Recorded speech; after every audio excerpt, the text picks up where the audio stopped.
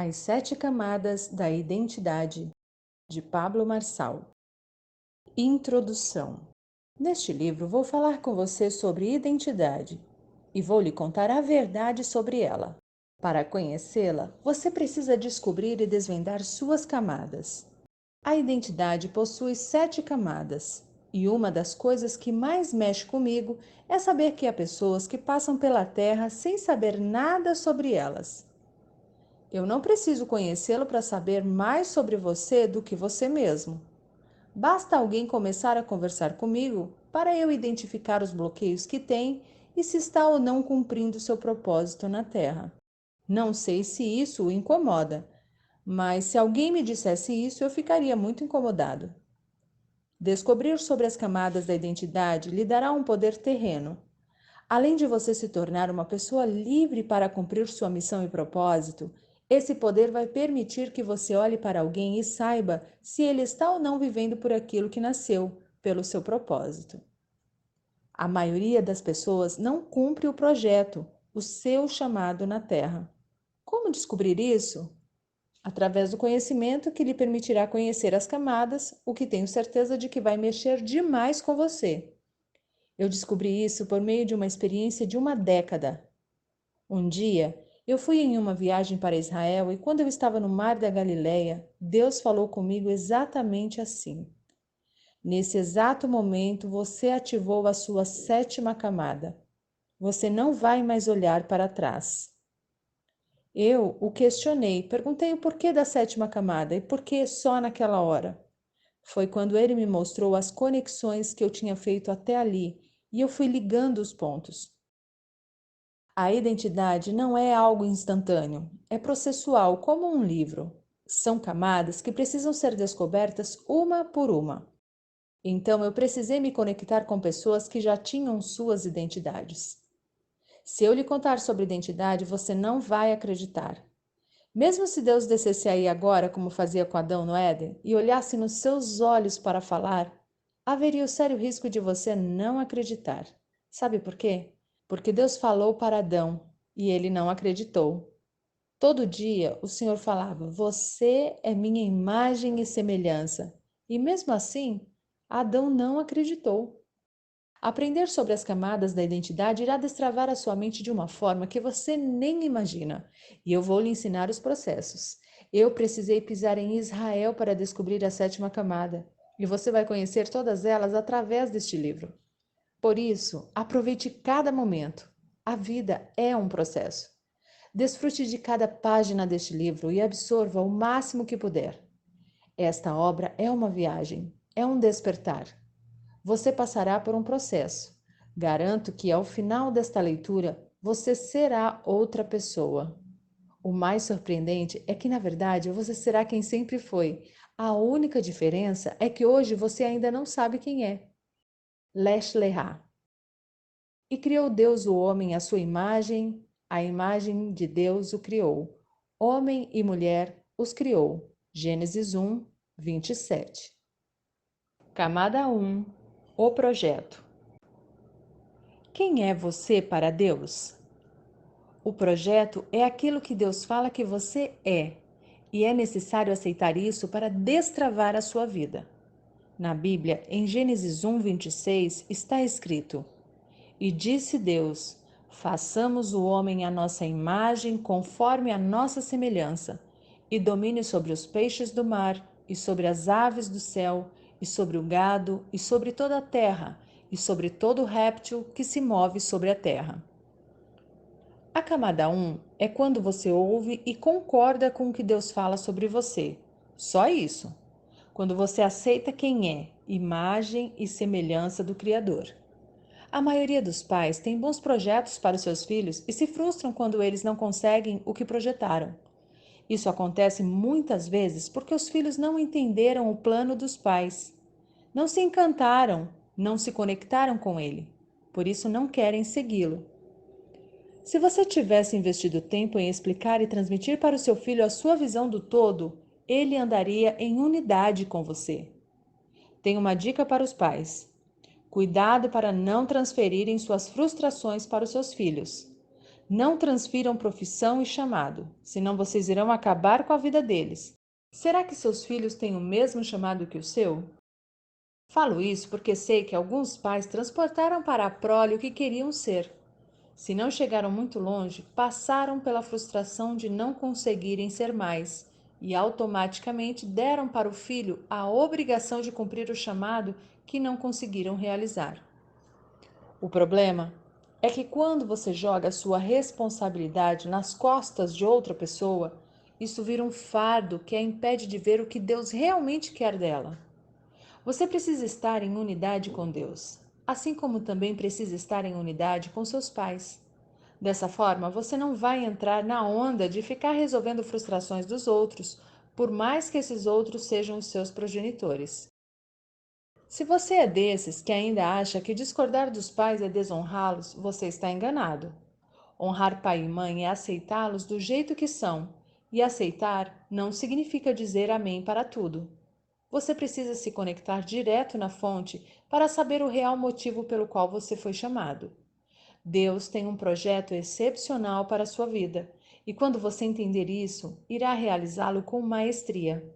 Contudo, antes, você precisa estar em unidade com o Senhor. Quando eu falo unidade, não quero dizer união, pois são coisas diferentes, sabia? Vou clarificar para você. Pense nas batatas. Isso mesmo, os tubérculos. Se você tem um saco de batatas, você tem união. Se você tem um purê de batatas, você tem uma unidade. Consegue entender a diferença? União gera dispersão, unidade gera propósito. É somente através da unidade que você prospera de forma assustadora. Deus já falou quem você é. Não precisa mais acreditar em nada que outra pessoa fale que seja contraditória ao que ele afirmou sobre você. Ele o conhece antes da fundação do mundo. Coloque isso na sua cabeça. Você é imagem e semelhança dele.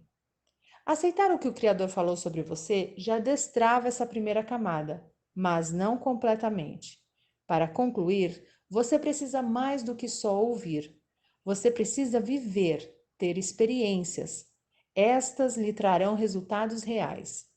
Assim você vai enchendo a primeira camada. Só quando transbordar é que você irá passar para a próxima. Se não fizer isso, não vai conseguir evoluir, ir para a próxima fase, ou seja, para a próxima camada. O nome desse livro já diz: As 7 Camadas da Identidade. Você quer saber como eu descobri isso? Quando uma mulher faz uma cesárea para ter um bebê, são cortadas 7 camadas de pele. No seu cérebro também há 7 camadas. Deus criou o mundo em 7 dias. Por isso, fique muito atento ao número 7. 7 significa plenitude. Esse número significa está completo. A primeira camada é o projeto, ou seja, Deus falou e acabou a conversa. Quando comecei a equalizar isso, eu avaliava se o que as pessoas falavam sobre mim tinha a ver com o que o Senhor falava. Se aquilo estivesse abaixo do que ele pensa a meu respeito, eu simplesmente ignorava. Se Deus falou, já é. O fato de você não experimentar a plenitude da sua essência é culpa sua. Mas pode ficar em paz. Ele já falou. Você não precisa colocar a mão. Já está feito. Deus não vai pensar se vai liberar a sua identidade, pois você já é. Não vai acontecer. Já está acontecendo. Jesus não surgiu no dia em que nasceu de Maria, pois ele já é. Quando você entende isso, consegue vê-lo em tudo, o que fará uma diferença violenta no seu processo. Você não é um animal racional. Pessoas pensam e dominam sobre os seus pensamentos. Camada 2. Autoimagem. Como você se vê? Autoimagem significa como você se vê. O problema é que 80% do mundo tem problemas com a autoimagem. Acham que acreditam na camada 1, no que Deus falou, só que, na verdade, não possuem experiências com o Criador. Por isso, fingem acreditar. Sem a revelação de quem são, imagem e semelhança de Deus, é certo que terão uma visão distorcida de si mesmos. Por que distorcida? Porque a autoimagem não é como você se vê ou algo que você mesmo tenha criado, mas se refere à forma com a qual você enxerga através do que as pessoas em quem confia disseram ao seu respeito. Preste atenção em uma coisa. Às vezes, a insegurança do seu pai ou da sua mãe configurou você de uma forma errada e falaram tanto que você acreditou. As pessoas em quem você confia não pedem passagem para entrar no seu cérebro. Esse já fica aberto para elas. Por isso, elas são as únicas que o machucam. Para que você não tenha dúvidas do que eu estou falando, imagine-se numa conversa com um mendigo ou um desconhecido. Do nada, ele fala que sonhou na noite anterior que você havia morrido. Certamente você não vai se importar com isso. No entanto, se a sua mãe, após acordar, estiver sentada no sofá olhando para você e disser: "Eu sonhei que você vai morrer", isto é o suficiente para você não sair de casa. Você confia na sua mãe e crê em tudo que ela fala, por isso se vê sem alternativas. Se ela fala que você vai morrer, você crê que vai morrer. Tudo isso porque você acredita. Quero reforçar que a intenção de seus pais, quando falam algumas coisas, geralmente é positiva, mas tais coisas fazem parte apenas do mundo deles. Não é porque são seus pais que você tem que acreditar no que eles disserem. Sabe o que você tem que fazer com sabedoria e respeito? Questionar. Quando você lhes pergunta qual foi a intenção deles por trás de suas palavras, isso não é desonra. Você aprendeu que não pode perguntar, que questionar é desonrar, e isso é uma grande mentira. Só amigos de Deus fazem perguntas a Ele. Se você pode perguntar ao Criador, então também pode perguntar aos seus pais. Geralmente, quem não gosta de ouvir perguntas são pessoas que não têm respostas. Indivíduos livres não têm problema algum em serem questionados. Quando você conversa com uma pessoa religiosa, faz uma pergunta para ela e em seguida faz um segundo questionamento para o qual ela não tem resposta, isso já é suficiente para que ela o rotule como um rebelde ou o mande para o Hades. O rebelde da nova geração cristã é aquele que faz 3 perguntas que o outro não tem resposta, e esse é um grande problema dentro das instituições religiosas. Como a autoimagem é uma formação de opinião sobre si mesmo que não foi produzida por você, mas por tudo que disseram a seu respeito, você precisa ficar atento à liderança que influencia a sua vida. Pois se disseram coisas ruins, você terá uma autoimagem distorcida. Se essas coisas ruins foram ditas por quem você confiava ou que exercia alguma autoridade sobre você, é certo que isso teve muito peso na formação da sua autoimagem. O que o seu irmão mais velho falou quando você era pequeno talvez tenha sido o que você se tornou hoje. O que o seu pai falou, o que a sua mãe falou, o que as pessoas que cuidaram de você falaram foi o que formou a sua autoimagem. Se a sua professora falou que você era um burro, essa provavelmente é a forma que você se vê até hoje. As camadas 1 e 2 da sua identidade precisam ser equalizadas, ou seja, sua autoimagem precisa corresponder com a forma com a qual Deus o vê.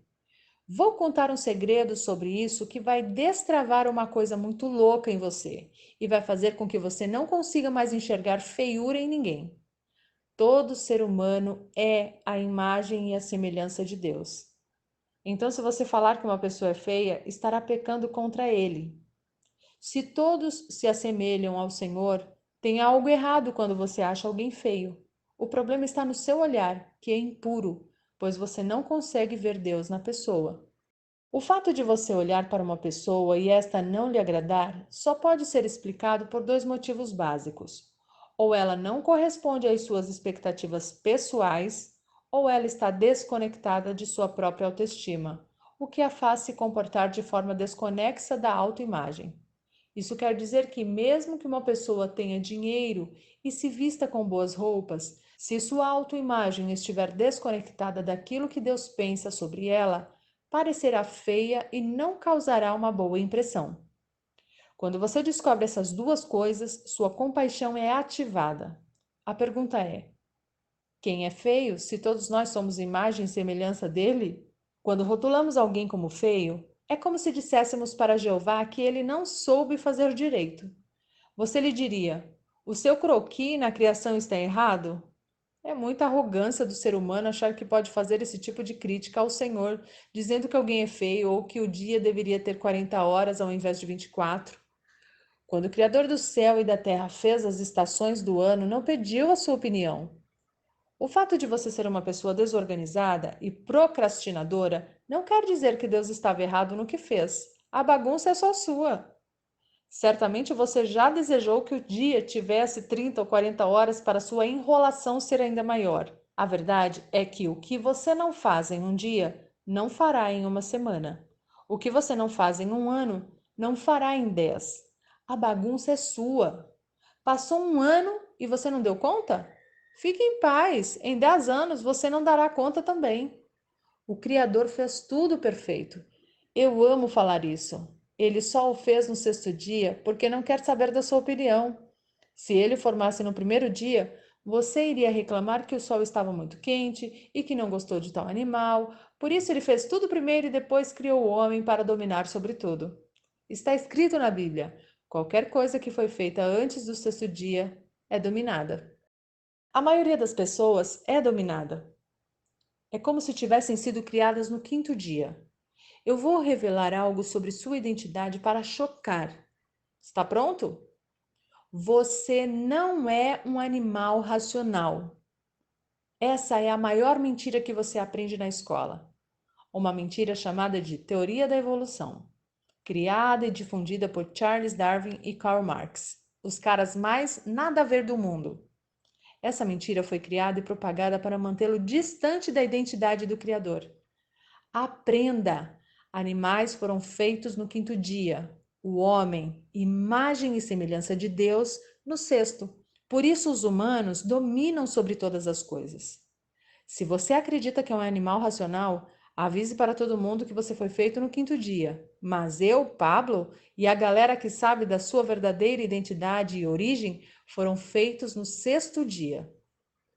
Se você acredita que foi criado no quinto dia, você é dominado. Se você foi feito no sexto, domina sobre todas as coisas. Foi assim que o Senhor falou. Confira em Gênesis 1, 26. Ter ouvido essa falácia, que é a teoria da evolução, mexeu com a sua autoimagem. De fato, você acreditou ser um animal racional. Animais agem por impulso. Pessoas pensam e dominam sobre os seus pensamentos. Você não é um animal. Você é a imagem e semelhança do Criador. Pessoas dominam sobre o pecado, mas há quem seja grilado com o diabo. Existe um jeito de anular as ações dele na sua vida. Basta parar de pecar, porque é o pecado que alimenta os demônios. Se você vive achando que o diabo não existe, é porque você dá um monte de ração para ele todos os dias. Quando você entende a sua identidade, fica revoltado e fala: Diabo, eu não vou te dar comida. Você não é passarinho para ficar aqui perto de mim e eu não vou te alimentar. Para equalizar as camadas 1 e 2 da sua identidade, você precisa entender que nasceu para dominar e não para ser dominado. Somente quando estiver conseguido se enxergar como Deus o enxerga, estará pronto para a próxima camada, que é o autoconhecimento. Camada 3: Autoconhecimento. Autoconhecimento é pular para dentro de si. Existem vários caminhos para você trilhar: para frente, para trás, para cima, para baixo, para a esquerda, para a direita, para vários lados. Há 360 graus de direção. Mas aprenda uma coisa: só há um caminho necessário, que é para dentro de si mesmo. Jesus mora dentro de você, por isso, ele é o único caminho. Aquele que crê em mim, como diz a Escritura, do seu interior fluirão rios de água viva. João 7,38. Investigando a si mesmo. A terceira camada da sua identidade é o autoconhecimento, que diz respeito a você. Trata-se do que Deus falou para Abraão em Gênesis 12:1. Sai da tua terra, da tua parentela e da casa de teu pai, para a terra que eu te mostrarei. A tradução em hebraico é diferente, e a primeira parte é chocante. Lesh Leha, que significa saia para dentro de ti mesmo. Autoconhecimento. Quando Deus dá a Abraão a instrução para sair de sua parentela, isso significava romper com o que as pessoas tinham falado sobre ele, o que certamente distorcia sua autoimagem. Eu imagino o Senhor falando assim: é o seguinte, você é um cara covarde e jamais tomaria essa iniciativa por si mesmo, mas faça o que estou falando. Quando você obedecer, eu vou romper esses seus limites junto com você e te mostrar quem te criei para ser. Será que você dá conta de ouvir a voz de Deus falando? Agorinha, Lesh Lehá? Estou com você nessa. Em toda a história, Abraão agiu como um covarde. Como um homem com esse atributo se torna um pai da fé? Somente rompendo seus próprios limites. Deus já o enxergava assim e não via as dificuldades que ele tinha. Aprenda este código. O Senhor não olha para suas dificuldades. Ele não está nem aí para isso, pois o vê reinando. Ele não se importa com a sua fase agora. Não acha que você seja um coitado. Não fica olhando para as suas limitações, que são só suas, estão apenas na sua cabeça e é você quem as inventa. Ele olha para você do reino e fala: pode ir que eu estou te vendo daqui e estou com você. Chega de balelas. Camada 3. Autoconhecimento. Investigando a si mesmo. A terceira camada da sua identidade é o autoconhecimento, que diz respeito a você.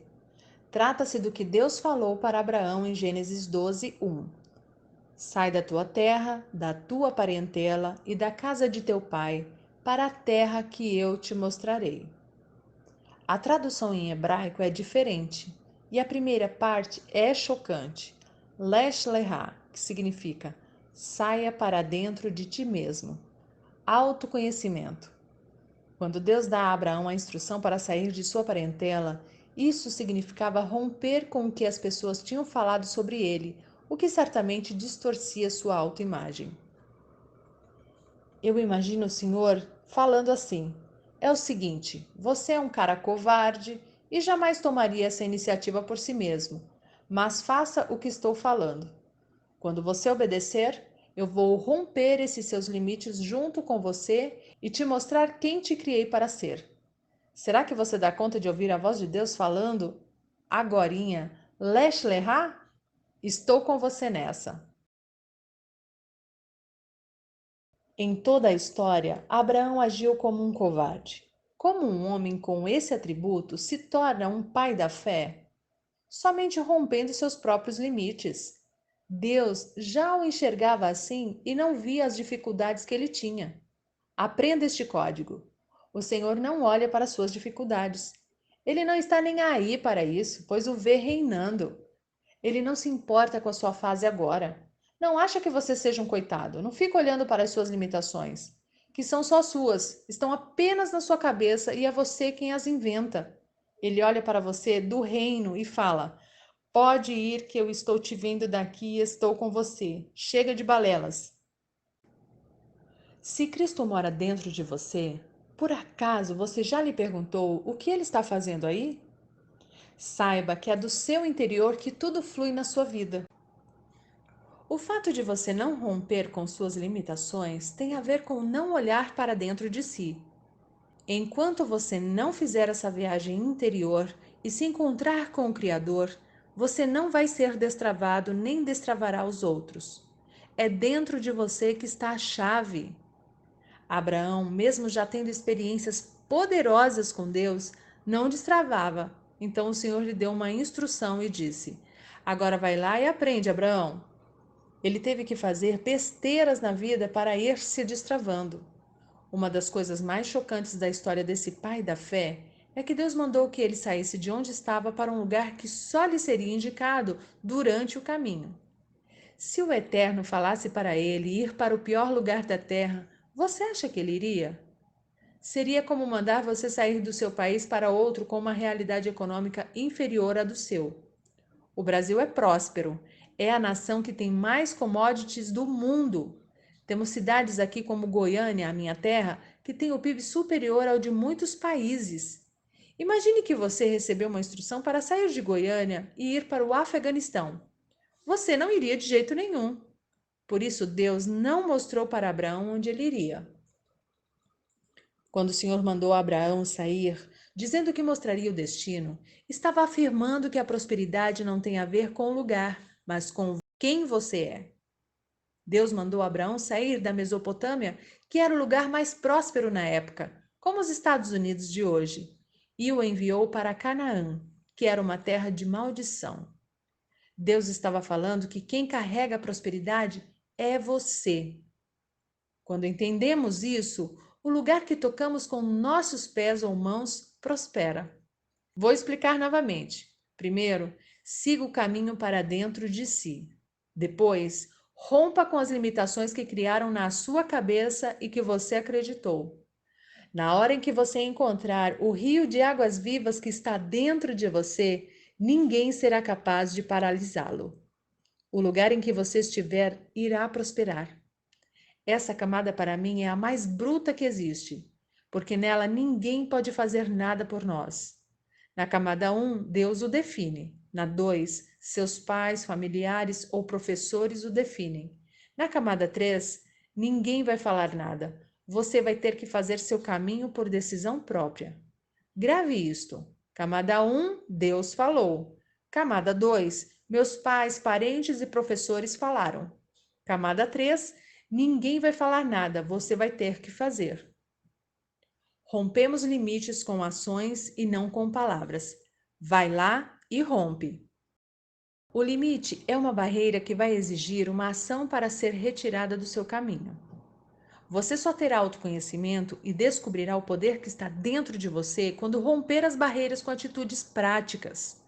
Se você perguntar para um grupo de pessoas quem já ultrapassou a marca de R$ 1.000.000 em patrimônio, poucos terão uma resposta afirmativa. É curioso observar essa situação sob a ótica da Bíblia Sagrada, porque ou a Bíblia inteira está errada ou as pessoas estão mentindo. A Escritura fala que Deus é dono do ouro, da prata e de toda a riqueza.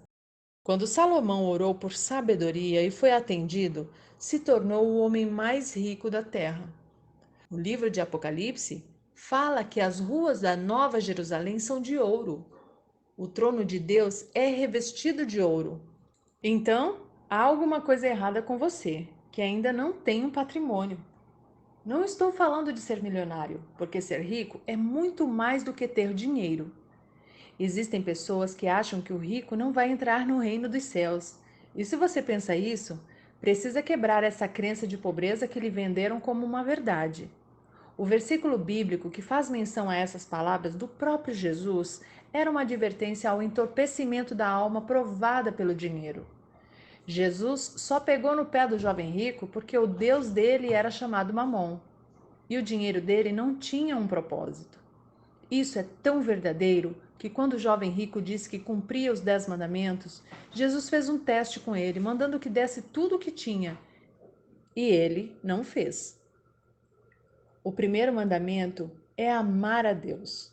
O jovem rico amou um Deus chamado Mamon, que é o Deus do dinheiro, e não a Jesus, que estava na frente dele.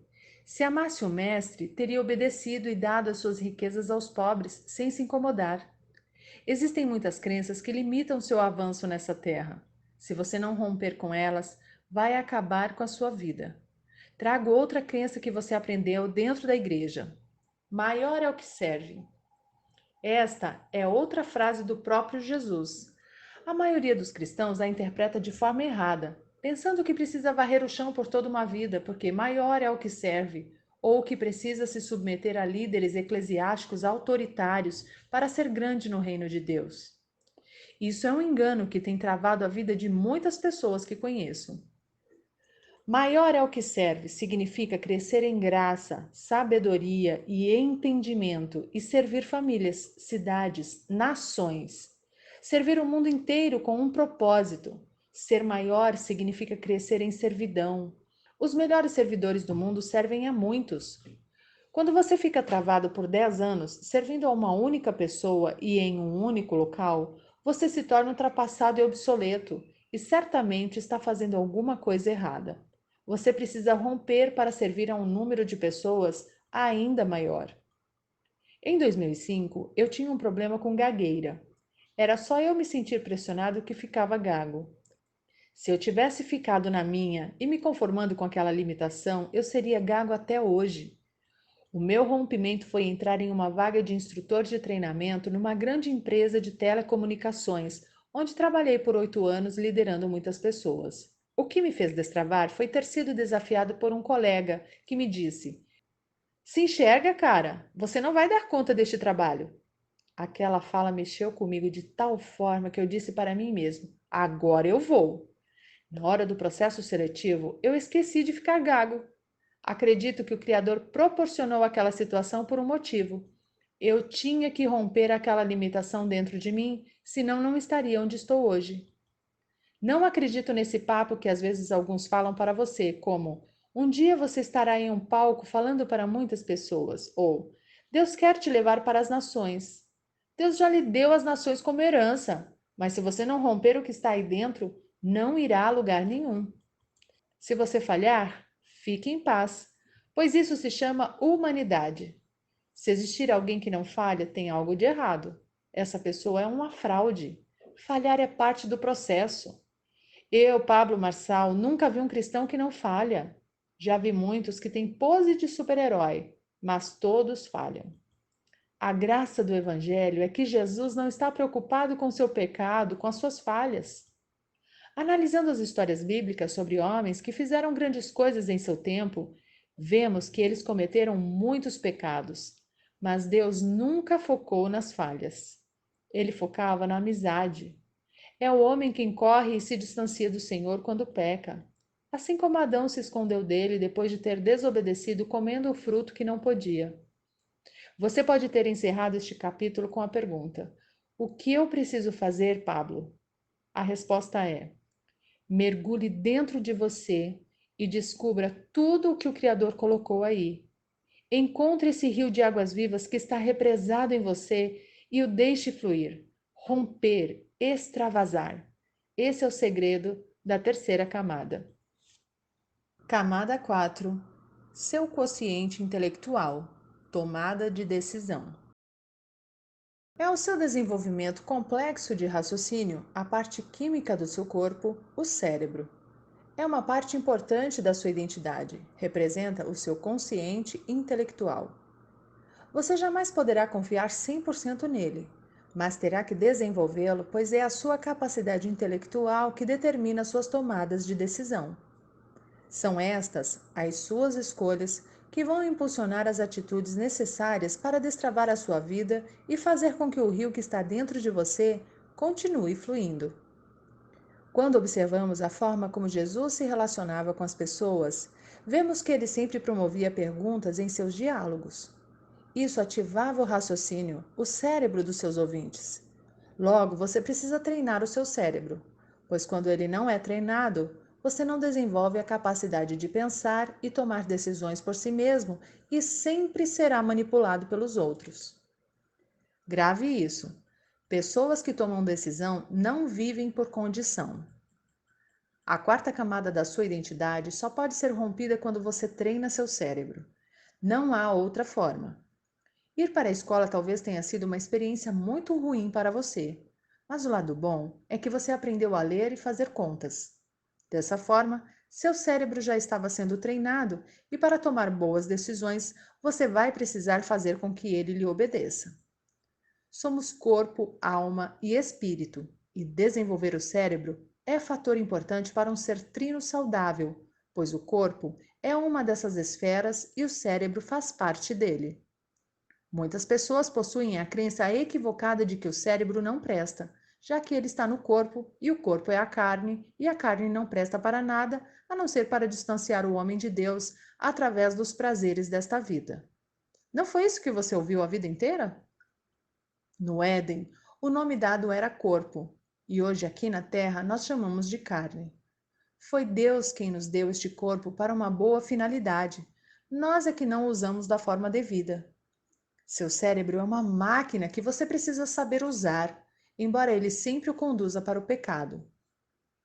Tecnicamente, o cérebro inclina para o pecado porque tem um viés cognitivo chamado raciocínio pendendo para a esquerda, que é o lado da razão. As coisas que são espirituais não transitam nesse lado, mas no direito, emoções. É por isso que na Bíblia Sagrada está escrito: o coração do sábio o inclina para a direita, mas o coração do tolo o inclina para a esquerda. Eclesiastes 10:2. As pessoas leem a Bíblia uma vida inteira e não conseguem entender o significado desse versículo, que se refere simplesmente ao lado do seu cérebro que está dominando sua vida.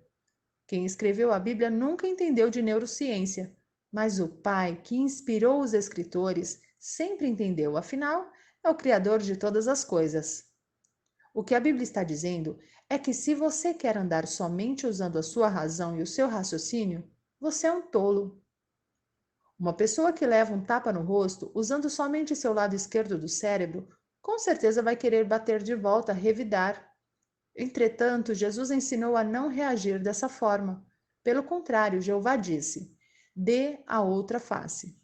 Se alguém pedir-lhe para caminhar 1 milha com ele, ande 2. Só pode dar esse conselho alguém que tem sabedoria, que usa o lado direito do cérebro. Pode ser que não revidar não faça qualquer sentido para você, mas eu quero desafiá-lo a começar a ter atitudes loucas como essa e a experimentar o poder do amor e da obediência. Eu, Pablo Marçal, garanto que algo extraordinário vai acontecer na sua cabeça. Você vai começar a destravar sua mente para ver as coisas num nível de sabedoria que poucos experimentam. Só para você entender o princípio, Jesus nunca cometeu pecado e veio à Terra para pagar pelos erros de toda a humanidade. Quer coisa mais louca e surpreendente do que essa? Mais de 2000 anos depois, estamos nós falando dele vivendo nos princípios que ele ensinou. Naquela época não tinha internet, ou seja, ele não ficou famoso do dia para a noite. Jesus foi e ainda é o cara. Para desbloquear esta camada, você vai ter que botar seu cérebro para funcionar utilizando os dois hemisférios, o lado direito e o lado esquerdo, de modo a aprimorar sua capacidade de tomar decisões. Estas, muitas vezes, serão consideradas loucura para quem não está na mesma frequência que você, mas vão levá-lo para outro nível de resultados. Camada 5. Quociente emocional. Sua alma, governo. Existem muitas pessoas inseguras acerca da alma que dizem que ela é do diabo. Eu quero que saiba que nada é do diabo, pois ele não é criador de absolutamente nada. Você nem pode dizer que determinada pessoa é do diabo, porque ela é criação de Deus, e quem vai condená-la ao final de tudo é ele mesmo, não você. O diabo não cria nem mesmo música. Todos os sons e instrumentos que você conhece têm apenas um dono, Deus, o Criador. O diabo não tem criatividade, é um falsificador. Portanto, pare de falar que as coisas são do diabo. Isso é mania de quem não tem autorresponsabilidade e quer culpá-lo por tudo. É muito provável que o próprio diabo se espante e diga: nossa, como falam de mim o dia inteiro. Eu não consigo atentar a terra toda, mas eles falam tanto de mim que parecem estar me chamando. O diabo não tem o tamanho da responsabilidade que você acha que ele tem. A responsabilidade das suas ações e de muito do que ocorre à sua volta é sua. E eu sei que é dolorido para muitos ler isso. O diabo tenta fazer você pecar no seu corpo, e a maioria esmagadora dos leitores deste livro cai facilmente na tentação do corpo. Quando você resiste a ela, Satanás tentará a sua alma, que é uma tentação contra o seu autogoverno. Quando você não consegue se governar, ele o derruba. Se você for aprovado no seu autogoverno, o diabo ainda investirá em tentá-lo no espírito, que está intimamente ligado ao seu relacionamento com Deus e ao propósito dele na sua vida. Com isso, ele busca interferir e fazê-lo se desviar dos planos divinos. Afirmo com toda certeza que Deus tem um plano para cada um de nós. Você não nasceu por acaso, não é um mero acidente de percurso na vida dos seus pais, pode acreditar. Há um propósito para a sua vida. Por mais que você ainda não veja isso, Até o final deste livro você vai entender exatamente o caminho a percorrer para descobrir a sua verdadeira identidade. Em Mateus 4, quando Jesus foi para o deserto, a primeira coisa que o diabo falou com ele foi: se você está com fome, transforme essas pedras em pães. Jesus respondeu que nem só de pão viverá o homem, ou seja, ele resistiu no corpo. Com certeza, Cristo estava com fome, pois estava jejuando há 40 dias. Nessa hora, o diabo percebeu que ele estava firme no corpo e que não iria ceder. Quais as tentações no corpo que você tem sofrido e não tem resistido? Será algum tipo de vício, drogas, compulsão sexual ou alimentar? Essas perguntas são para ativar a sua mente, fazê-lo sentir raiva do diabo e pensar em quem é que anda governando a sua alma. Vendo que Jesus resistiu, o diabo investiu na alma dele e perguntou: por que você não pula deste penhasco? Novamente, o mestre se lembrou das Escrituras e respondeu: está escrito: não tentarás o Senhor teu Deus. Esta fala nos mostra que quem tem governo mental vai sempre se lembrar das Escrituras para resistir. Não importa a sua religião, leia a Bíblia. Ela não tem a ver com religião. É o livro mais lido na face da terra e lá há respostas prontas para você dar ao diabo e também para lidar com muitas outras questões. É um manual de vida. Sua alma é dividida em mente, vontade e emoções. Destes três, a sua mente é quem exerce o governo. Quando Jesus venceu no corpo e na alma, o diabo insistiu: Jesus, se você me adorar, te darei todos os reinos da terra. Novamente, Cristo usa a palavra: somente a Deus adorarás e prestarás culto. Assim, Jesus venceu a tentação no deserto. Essa última tentativa diabólica buscou atacar a esfera do espírito, que é o assunto referente à sexta camada da sua identidade. Neste capítulo, você aprendeu que precisa exercer o governo sobre suas vontades e emoções e que não dá para passar a vida inteira responsabilizando os outros e o diabo pelos resultados que você não tem. Assuma a bronca, obtenha as armas certas e caia para dentro da sua vida. Camada 6. Quociente espiritual. Seu propósito. Quando o diabo tentou atacar Jesus em seu propósito, oferecendo-lhe todos os reinos do mundo em troca de adoração, ficou frustrado porque Jesus estava blindado com a palavra. Pode-se observar nas falas do diabo que a todo tempo ele tenta colocar uma dúvida na cabeça de Cristo, pois dizia: se tu és o Filho de Deus, faça tal coisa. Toda vez que Satanás quiser roubar seu propósito, vai jogar uma dúvida na sua cabeça para o confundir. Essa condicional acaba nos fazendo cair na armadilha dele e nos esquecer da nossa verdadeira identidade. O se é um instrumento de dúvida apenas do interlocutor. Se você contra-argumenta, a dúvida encontra uma brecha na sua mente. Jesus não viveu uma crise existencial quando teve sua identidade questionada pelo diabo, pois não teve dúvidas de quem era. Assim como Jesus, você precisa ter certeza da sua identidade em todos os momentos da sua vida. Em Mateus 3, no batismo de Jesus, Deus disse: este é meu filho amado. Ao se batizar e levantar das águas, essa foi a frase que ele ouviu do Pai e que encheu o coração e a mente dele de tal forma que não havia espaço para dúvidas. Logo depois desse acontecimento, Cristo foi para o deserto, cenário onde ocorreu a investida satânica contra sua identidade. Se o próprio Filho de Deus foi tentado, não tenha dúvidas de que você também terá que passar por tentações. Você está preparado? Ou vai ficar patinando sem saber quem é, nem para onde está indo? Este livro vai ajudá-lo a encontrar a mesma força que havia em Jesus.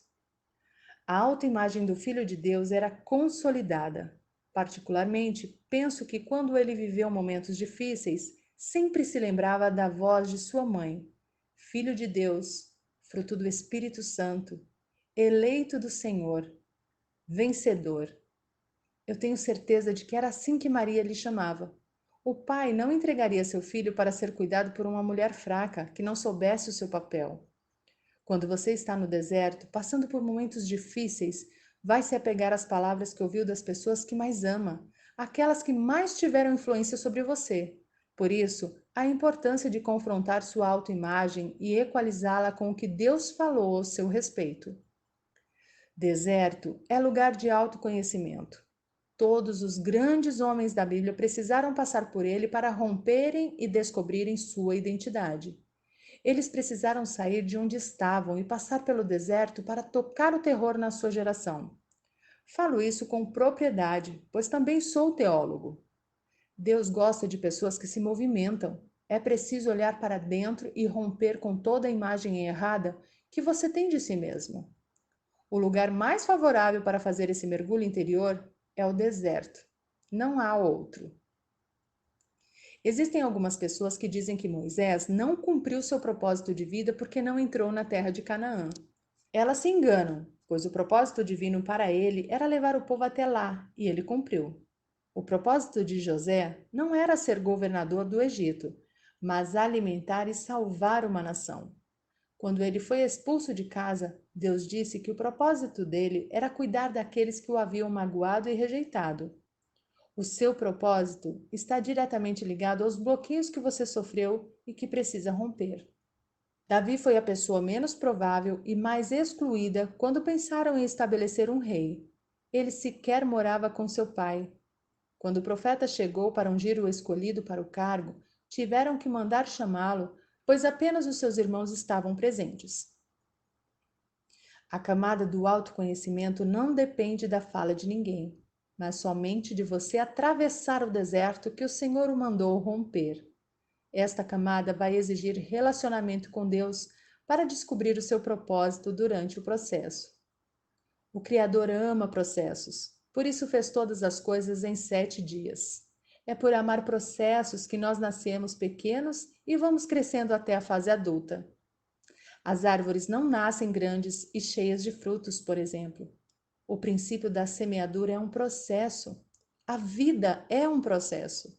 Repita em voz alta: eu não vou atrapalhar o processo do Deus vivo na minha vida. Quando olhamos um jovem de 17 anos, podemos dizer que ele está 30 anos atrasado para cumprir seu propósito. Isso porque Deus não o enxerga com essa idade, pois se estiver andando em sabedoria, ele vai operar nele e através dele com o dobro da sua idade.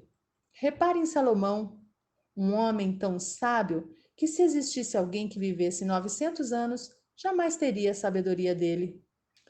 Seu patrimônio estaria estimado hoje em 3,4 trilhões de dólares. Ele foi o homem mais rico da face da Terra.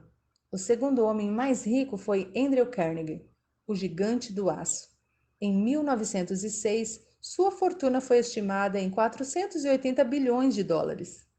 O terceiro homem mais rico da história é Jeff Bezos, com mais de 119 bilhões de dólares.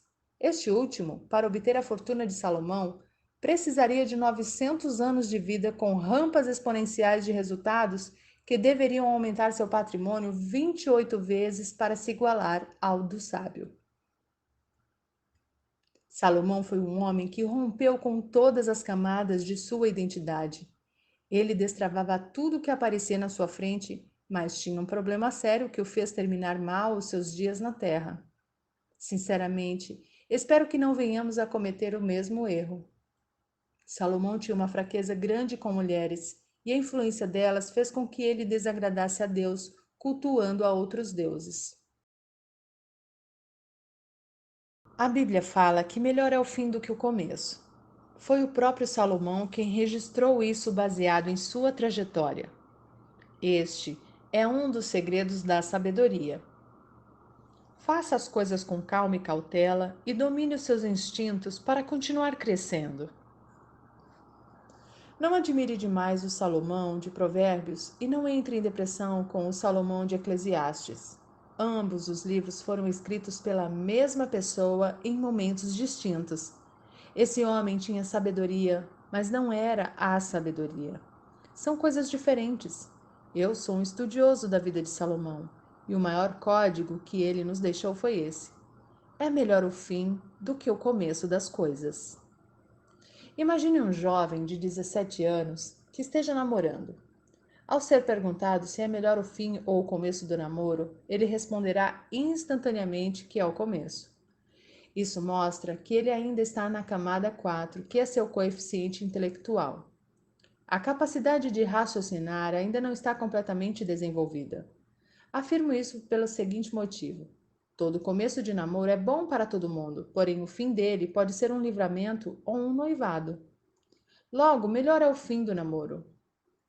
Em ambos os desfechos, com certeza foi melhor que o começo. Também é melhor o fim do noivado, pois ou você recebeu um grande livramento e terminou aquilo que ia ser um eterno fardo, ou terminou porque se casou com a pessoa que Deus aprovou para você. Não se escandalize com essa pergunta. É melhor o fim ou o começo de um casamento? Quero que você realmente pense nisso. Qual é o fim de um matrimônio? A morte. Isso para aqueles que se unem debaixo da instrução de Deus e seguem os padrões do céu para um casamento. Depois da morte, alcançamos a vida eterna em Cristo Jesus. Percebe que é melhor o fim do que o começo? Não entender esse segredo de Salomão pode levá-lo a ficar preso em alguma camada e não perceber que precisa avançar para destravar as outras que o conduzirão à sua identidade para viver a plenitude, que é a última camada. Neste momento, quero sugerir uma pausa para identificar quais foram os bloqueios que você sofreu até aqui. Quem foram as pessoas que o bloquearam? Depois de identificar isso, seu próximo passo é perdoá-las e ressignificar suas experiências. Ressignificar é entender que tudo o que você viveu foi um estágio para potencializar seu propósito na Terra. A partir de agora, assim como José do Egito, você será a solução e não mais o problema daqueles que o bloquearam. Camada 7. Plenitude. Transbordo, descanso, desfrute. Identificamos que alguém chegou nesta camada quando Deus lhe pede para dar o que tem para alguém e o indivíduo prontamente obedece. Quando o Senhor dá ordens assim, você tem o direito de perguntar por quê, e ele certamente vai lhe revelar todos os motivos.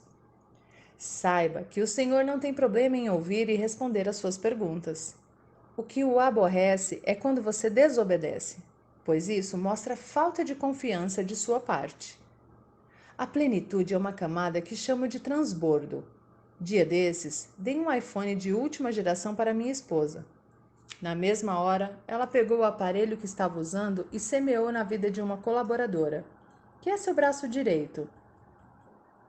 Isso é transbordar. Quando Deus der a você coisas novas, não retenha o que está sobrando. Sempre transborde na vida de outras pessoas. Aprenda que melhor é dar do que receber. Esse é um princípio bíblico que precisa ser seguido se você quiser ser uma pessoa plena. Viver a plenitude é não reter em excesso aquilo que Deus lhe dá. Ele vai entregar a você mais do que precisa exatamente para que você transborde na vida das pessoas. Existem coisas enterradas dentro de você porque há uma confusão. Suas posses não têm a ver com você. Trata-se de nós, do coletivo. Quando você transborda na vida de outros, aquilo que está dentro de você, mais e mais lhe é acrescentado. Deus dá semente ao que semeia, e esse é outro princípio bíblico. Você precisa ser um semeador para receber mais sementes, pois só quem semeia recebe mais. Jeová não entrega sementes para quem retém. O transbordo é só para quem tem a certeza da plenitude. Quando a sabedoria está fluindo, não há retenção. É algo maior do que você que afeta a todos ao seu redor e volta para você. Ao contrário, uma pessoa escassa é como uma caixa d'água com vazamento. Nunca fica cheia. Lhe faltam recursos, por isso jamais poderá transbordar. Transbordar é entender que Deus o chamou para afetar positivamente a vida das pessoas que estão à sua volta. Não é sobre ser milionário, e eu espero que você não ache que há algum pecado nisso. Para mim, pecado é quando você tem riquezas e as retém. Para você que quer fazer seu primeiro milhão, segue uma dica. Tenha uma ideia de R$ 1.000 e a venda para 1.000 pessoas. É simples assim. Quero compartilhar um fato que marcou minha vida que aconteceu no método IP 48 na cidade de São Paulo. Fui abordado por um rapaz no local do evento que queria entrar para fazer o curso e não tinha dinheiro. Depois de falar várias coisas que o impossibilitavam de pagar o treinamento, ele me perguntou se eu acreditava nele. Na mesma hora, respondi que não, pois quando alguém lhe faz essa pergunta, significa que nem ele acredita em si mesmo. Guarde isso. Você não precisa que ninguém acredite em você, pois Jeová já o fez desde antes da fundação do mundo. Por isso, você não precisa da aprovação dos outros. Quando eu respondi que não, ele abaixou a cabeça e foi embora. Pedi para que ele voltasse. O confrontei, dizendo que Jeová sempre acreditou nele e o instruí a não abaixar a cabeça para ninguém. Perguntei quem ele era e qual era a sua verdadeira história. Ele me contou que era um ex-traficante e que tinha acabado de sair da cadeia. Perguntei quanto ele tinha para semear naquele curso, pois não abro mão desse princípio bíblico. Ele fez um pagamento simbólico, plantou uma semente e entrou para participar do treinamento. Durante todo o curso, aquele rapaz ficou atrás de mim para que eu o desbloqueasse, mas meu coração estava fechado para ele e eu não entendia o porquê. No meio do curso, ele se levantou e falou para toda a turma quem ele era. Muitos ficaram surpresos, outros preocupados, e uma mulher se levantou e disse: Agora entendo por que vim com 2 relógios para este treinamento. Ela tirou um relógio do pulso e deu para aquele rapaz, dizendo: Deus mandou te dar esse relógio e te dizer que é um novo tempo em sua vida. Naquele momento, Deus me mandou doar R$ 1 milhão para ele. Achei que era Lúcifer que tinha entrado no treinamento, mas isso não era possível, pois eu ando colado com Jeová. Então perguntei: Senhor, como é que vou dar R$ 1 milhão se ele nem sabe o que é dinheiro? E ele me respondeu: Você vai dar a ele uma semente de R$ 1.000 e lhe ensinar a plantar e replantar essa semente para que ele se multiplique até 1 milhão. Não é para ele comer a semente, mas replantar. Quando fiz essa doação na frente de toda a turma, vivemos um grande quebrantamento. Várias pessoas se levantaram para ajudar aquele rapaz, oferecendo emprego e outras coisas. O Senhor pode fazer coisas absurdas em sua vida, mas você precisa identificar o que Ele está fazendo. Aprendi muitos códigos de Deus com esse fato. Houve outro momento marcante que vivi também no método IP.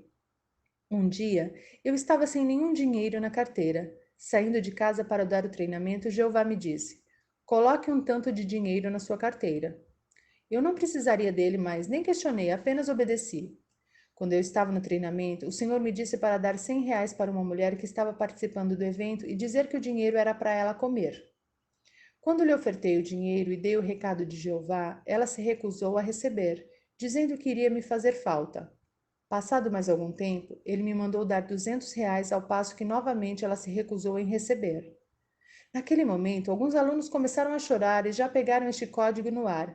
Às vezes, Deus dá até o que você não precisa para fazê-lo transbordar e você não quer aceitar. Quando ela se recusou a receber o dinheiro pela segunda vez, comecei a achar que era coisa da minha cabeça e disse: Vou parar com isso. Foi quando Deus falou: Agora pega tudo que está na sua carteira e dá para ela. Eu tinha certeza de que ela iria recusar, mas para minha surpresa, ela aceitou. Senti-me leve. Nesse momento, havia um rapaz na turma que estava longe dos caminhos de Deus e começou a dar uns trimeliques dizendo que ele o estava mandando falar algo. O jovem estava confuso, pois como Jeová poderia estar usando ele se estava desviado da igreja? Guarde esta informação. Quem se desvia é escravo que tem um dono. Filho não se desvia. Isso é conversa de gente religiosa. Você pode ter soltado a mão do Senhor, mas a dele continua estendida em sua direção para o ajudar a andar sem tropeçar. Não tem como fugir de um amor que é perseguidor. Se esse é o seu caso, segure a mão dele de novo. Acredite. Esse rapaz se acalmou e disse para a mulher que havia doado o relógio para o ex-traficante: Deus manda você pagar o almoço de todo mundo hoje. Depois olhou para mim e falou que eu deveria dar tudo o que eu tinha na carteira para ela. Achei estranho, pois eu disse que já havia dado tudo. Quando peguei a carteira e olhei, aqueles R$ 200 que ela havia se recusado a receber estavam em outro compartimento. Quase desmaiei quando vi, pois tinha certeza de ter doado tudo. Essa foi mais uma evidência de que Jeová estava na parada. Só ele para saber que havia ficado dinheiro na minha carteira. Fomos almoçar e alguém perguntou: "O que temos para aprender com isso?" Foi quando uma menina se levantou e disse que estava orando para que Deus fizesse alguém pagar o almoço dela, pois não tinha como comer. Outro rapaz se levantou e disse: "Jamais falaria isso, pois aqui há muitas pessoas bem-sucedidas, mas eu e minha filha também não tínhamos como almoçar hoje." Outra pessoa se levantou dizendo a mesma coisa. Nessa hora a casa caiu. Deus já sabia que aquele povo estava precisando e tocou no coração de quem não retém para abençoar. Quando Deus mandar, não tenha problema em dar, não retenha. O que Deus vai fazer não é da sua conta, seja parceiro dele. Paulo, o apóstolo, era ensinado por Gamaliel e era cidadão romano. Ele era o cara, mas quando Jesus ativou a identidade dele, escreveu sozinho 75% do Novo Testamento. Caso você não saiba, Paulo era um perseguidor de cristãos e consentiu com a morte de muitos. Nós julgamos as pessoas pelas falhas que cometem. Deus a julga pela sua identidade. Chega um dia em que você descobre o que ele já sabe a seu respeito, e a partir de então, nada mais é capaz de segurá-lo. Não se escandalize com o que vai ler agora. Existem vários homens na terra que nunca entraram numa igreja, mas que são plenos e transbordantes. Em seu íntimo, eles aceitam a Deus e usam seus princípios em suas vidas. Ajudamo-nos como igreja para salvar outras famílias, pois a instituição é formada por famílias reunidas em unidade com o propósito de salvar outras. A verdadeira identidade da igreja é a família. Muitos estão confundindo as coisas. Precisamos ser como ele é. Ninguém precisa nos dar nada, pois há um rio transbordando dentro de nós e devemos deixá-lo fluir. Diga em voz alta: do meu interior fluirão rios de água viva. Para destravar as camadas da sua identidade, você precisará ter experiências e dar resultados. Se ficar apenas em sua mente, você vai ficar travado por toda a vida. A plenitude de Jesus foi provada na hora da crucificação, quando ele transbordou sangue. Ele já estava transbordando no Getsêmane, quando suou sangue.